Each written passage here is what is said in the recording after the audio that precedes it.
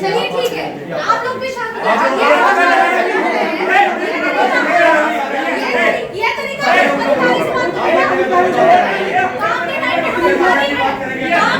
अधिकारी हो गए, गाली गाली खाएंगे, गाली खाएंगे,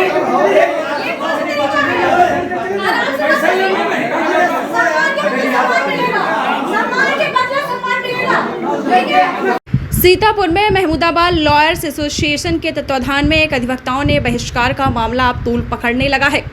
अधिवक्ताओं के बहिष्कार के बावजूद जब एसडीएम महमूदाबाद ने कोर्ट में बैठकर काम करना शुरू किया तो दोनों पक्षों में तीखी नोकझोंक हुई। अधिवक्ताओं ने उनके स्थानांतरण तक बहिष्कार जारी रखने का ऐलान किया है। लॉयर्स एसोसिएशन के महासचिव रविंद्र कुमार वर्मा ने बताया है कि अधिवक्ता हरिकरण सिंह की पैतृक जमीन पर लगी फसल को कुर्क कराकर बंटवारा किया गया है। इसी के विरोध में अधिवक्ताओं ने 4 मई से उनके कोर्ट का बहिष्कार कर रखा है। इसके बावजूद आज एसडीएम ने पुलिस बुलाकर कोर्ट संचालित करने का प्रयास किया, जिसके बाद अधिवक्ता उग्र हो उठे। उन्होंने अपने आंदोलन को गति देते हुए एसडीएम के स्थानांतरण तक बहिष्कार का ऐलान किया है। इस मुद्दे पर महमूदाबाद लॉयर्स एसोसिएशन के अध्यक्ष और एसडीएम का क्या कुछ कहना है, आइए आपको सुनाते हैं। मेजर इश्यूज जो उन लोगों के द्वारा उठाए जा रहे हैं, जो उनको उनकी समस्याएं हैं, तो वो उन्हें बेहतर पता होंगी, क्योंकि इसके पहले वो जब भी कोई समस्या लाते हैं तो हमारा पूरा प्रयास होता है कि हम जो भी समस्या हमारे संज्ञान में आए हम उसका नियमानुसार निराकरण करें। और बाकी बहुत सारी जर्नलिस्टिक बातें जो कही गई हैं, अब अगर किसी का कोई हमारे पास जानकारी नहीं है जो चीज़ें हैं तो उनके विषय में तो मैं कुछ नहीं कह सकती। और बाकी 2 दिन पहले हमारे नायब साहब दीनानाथ के चैम्बर में भी विवाद हुआ था, जिसमें कुछ वकीलों ने इनके साथ अभद्र भाषा का प्रयोग किया था, तो वो मुद्दा भी मैंने उठाया था। तो उसमें कुछ वकीलों का ये कहना था कि गाली गलौज तो गाली गलौज है, हम तो मारपीट भी करेंगे।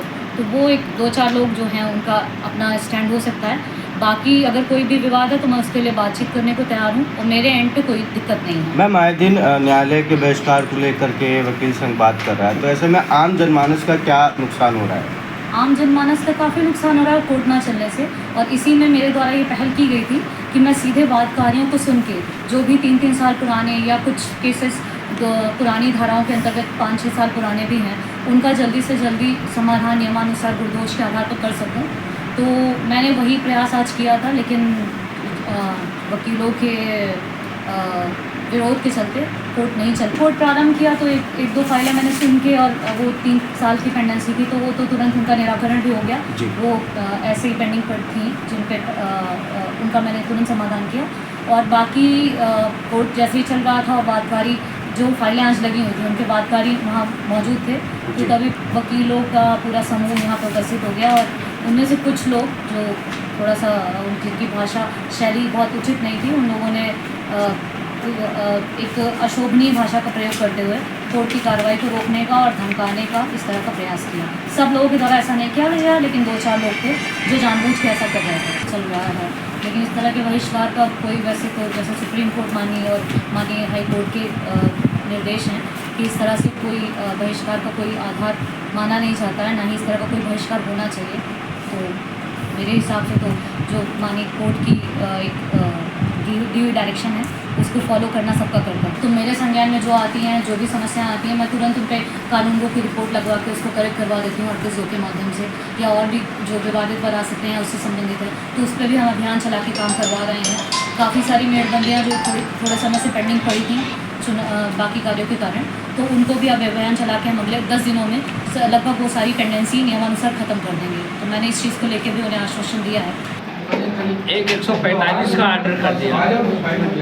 चुनका में ज़मीन थी और हरिहरपुर में, तो 18 बीघे का रकबा था, तो 9 बीघे एक वकील साहब है हरिकरण यादव, उनकी पैतृक थी और 9 बीघा उनके चाची की थी। तो जो चाची उनकी थी, तो इनके चाचा के मरने के पहले वो रीमैरिज दूसरी जगह कर ली, तो उस ज़मीन का 9 बीघे का विवाद चल रहा था। और 1989 से बराबर वकील पक्ष का जो है वो कब्जा था, पोजेशन था, अभी तक पोजेशन। वो बीच में उन्होंने बेच लिया उस ज़मीन को, 9 बीघे को। तो जिसने खरीदा उसे तय हुआ कि पैसा हम तब देंगे जब मुकदमा जीत लेंगे। तो वो विवाद चलता रहा। जब ये कई एसडीएम इसमें आए, किसी ने हाथ नहीं डाला, मुकदमा हाई कोर्ट में पेंडिंग था। एसडीएम साहब ने क्या किया कि उसमें 145 कर दिया। 145 करने के बाद में फसल कुर्क आदेश दे दिया, जबकि 145 में कुर्क करने का आदेश नहीं होता है, 146 में है। एसडीएम साहब ने दे दिया इंस्पेक्टर को।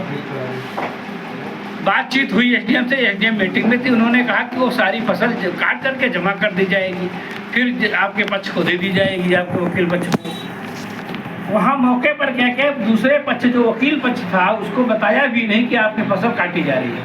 और 3-4 ट्रैक्टर और कम से कम 2000 लेबर पहुँच करके और सब काट दिया, और काट करके आधे से ज़्यादा सारी बेच दी हुई पुलिस और राजस्व कर्मचारियों ने मिल करके। बेचने के बाद थोड़ी बहुत जो है सरसों और गेहूं जमा किया है। इस बात को लेकर के 4 मई से 4-5 तारीख से 4 मई से हड़ताल चल रही थी। हड़ताल बराबर अनवरत एसडीएम के खिलाफ चल रही थी। आज दिनांक को सुबह 11 बजे एसडीएम आकर के कोर्ट में बैठ गई और उन्होंने कहा कि वकील का कोई काम ही नहीं है, क्लाइंट खास बुला करके सीधे मुकदमे की सुनवाई करूँगा। तो हम लोग गए कि हमने कहा कि क्या वकील के बिना कोर्ट चलेगी? आखिर पक्षकार अपनी पक्ष की बात कैसे रखेगा? इसी को बात को लेकर के तरह से कि वकील आए चाहे ना आए, हम मुकदमे सुनेंगे। तभी बातचीत हो गई और तहसील में बहुत पर्याप्त मात्रा में भ्रष्टाचार व्याप्त है। इसको लेकर के भी कई प्रकरण हैं। कभी भी आप लोग देखिए कि दाखिल खारिज की प्रक्रिया है 35 दिन में होनी चाहिए। एक साल 4-4 महीने 5-5 महीने 6-6 महीने नहीं करे, जिसमें कोई दूसरा पक्षकार नहीं विवाद करता, ऐसी फाइलें पड़ी हुई है। सीमांकन है, जिसको बोलते हैं बरारी नाप, ये सालों पड़ी रहती है। जब आदमी 10,000 15,000 खर्च करता है, तब जाकर के उसकी कहीं नाप हो पाती है। वो भी जो पैसा पक्ष ज़्यादा दे देता है, उसके पक्ष